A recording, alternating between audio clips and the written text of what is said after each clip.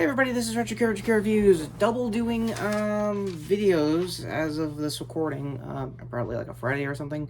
The reason why if Future Cards over here, I did a day shift review instead of this is because I'm backlogging, because I was out for a week for vacation with family, and that's more or less the case.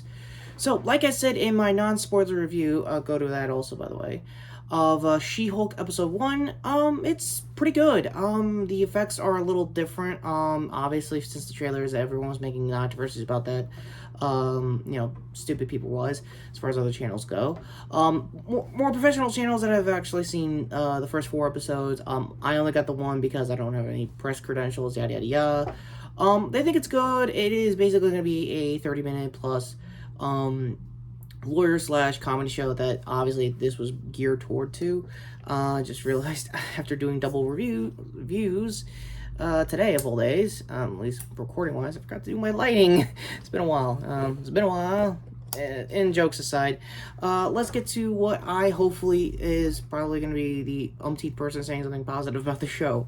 Tatiana honestly kills it. She is definitely not everyone's first choice when it comes to fan casting her as Jennifer, but honestly, I think she's did the best what she can do, and I think this is a really good showcase, like I said in the non-spoilers, of what you would want to see in future shows she's been in. Like me personally, I highly recommend Orphan Black.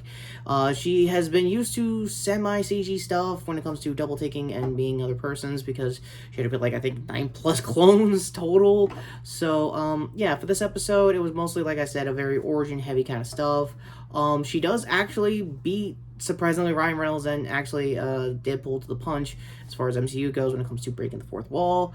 The thing is, She-Hulk's been known to do that long before Wade made it a thing in the comics, so I guess keeping in tradition, she wanted to be the, I guess Kevin and everybody, MCU always want to make her the first person to do it before Ryan does as Wade. Which makes a lot of sense going forward. Also, last time I talked Marvel, a bunch of announcements kind of happened for all of mostly the big plan when it comes to the next couple of phases. I know I already did a quick review of most of the new stuff, but my overall thoughts of Phase 4 and 5 5 and 6 coming up. It's going to be good. It's going to be insane. The King Dynasty sounds like a amazing, hopefully, successor to the Infinity Saga when it comes to basically, as the whole new Thanos equivalent goes. Sorry, I'm also groggy. I also just came back from vacation as of this recording. My bad in advance. I'm going to repeat it probably one more time, hopefully.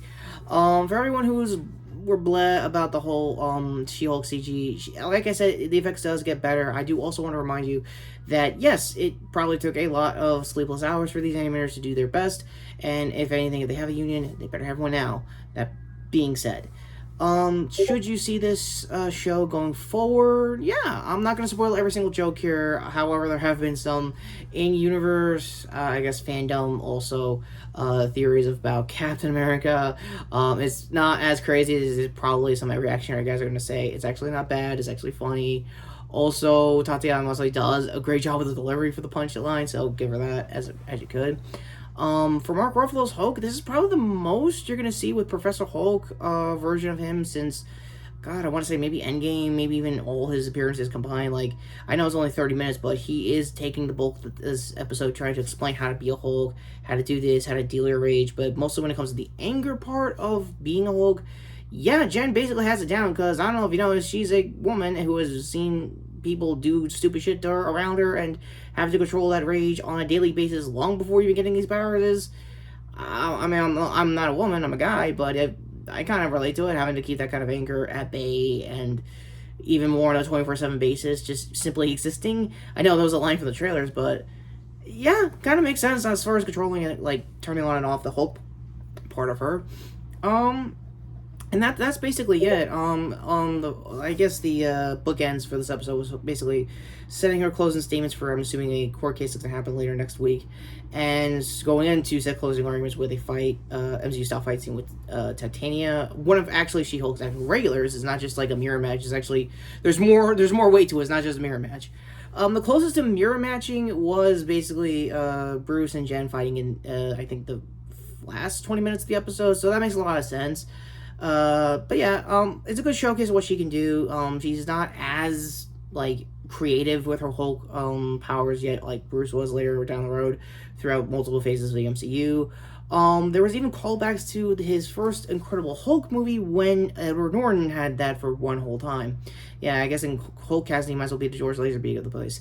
For those who are James Bond fans, I hope you know what you know there. Anyway, yeah, the callback was basically just destroying more of his blood. That's basically how Jen basically gets her abilities. In the comics, there's always like a mob thing, but again, ultimately it is blood that's involved, mostly transfusion. In this case, swashing over an inhibitor he had to heal up his arm naturally instead of just going through a Hulk face doing it. In between Shang-Chi and now. Go to my last review basically when it comes to Shang-Chi. Yeah, and I'm just gonna be sporadic with most of like the Easter eggs and EMCU stuff, so I highly recommend G4's Fresh Ink. They just did a deep dive explaining the whole thing, so it'll probably be the final card there. Also, Black Knight Comedy did a stellar job as usual in Andre's case, just like explaining like his thoughts of the whole show. And yeah, most of the origin, like I said, with Jen and Bruce being together in the beach house is actually a place Tony rented out in between all the phases. I want to say like a little bit after, I want to say either the first Avengers or probably right after Age of Ultron, because there was some Ultron stuff in the background. Again, I'm not an Easter egg guy, I'm a review guy. So my overall thoughts before I hiccup here. Should you see the show if you're not the target demo or yada yada yada? Yes, because I personally think that Tatiana honestly crushed it so far. I don't know for every single episode going forward, but for the next 8 weeks, I still think she's going to have a good job being this character, doing what she can with a TV budget, and she is flexible. She is a TV actor before coming into the MCU, so it makes a lot of sense in a comfortability as far as like her range goes. And yeah, the humor could be hit or miss, but I haven't seen a miss just yet. Again, it's mostly theory crafting, debunking, and double confirming stuff if you're going to be that type of MCU fan. Ultimately, I still think it's a solid 9 out of 10. It's a strong start. It's very good. It gets like, it rips the band-aid as far as Jen's origins goes, tells you exactly where she is, because ultimately she doesn't want to do the superhero thing, but eventually she's gonna do it, just not immediately, which is like not the closest to a slow burn MCU can do, but it's within reason and it's really good. So with that all being said, final time to talk about end cards here, to my previous video, which was my day shift review as Grifter and John. Yeah, I'm still working on getting a tag team with them, so let me know in the comments what type of tag team name you want to give them, because honestly, the Lads of Darkness sounds pretty cool right now, or whatever the hell I just said as John. I just recorded that in case you can tell, recording-wise. Shirt here to sub the channel, other hand here to my previous shorts, playlist for mostly news and stuff like that, which, yeah, I might need to talk more about DC cancellations, because, yeah, what the hell is the Warner Discovery doing usually, nowadays? It's starting to sound like how it was back in when the first Young Justice got canceled. Again, more than a day shift review. Notification bell for other related Marvel and DC and just superhero related content, and mostly variety stuff I do here on my channel. So that all being said, I am Retrokid Reviews. Hope to God you learned anything or loved anything about this review with She-Hulk, Attorney at Law, Season 1, Episode 1. And with that all being said, take care, subscribe, and yeah, those were really good closing arguments. I wonder what the opening statement was, honestly.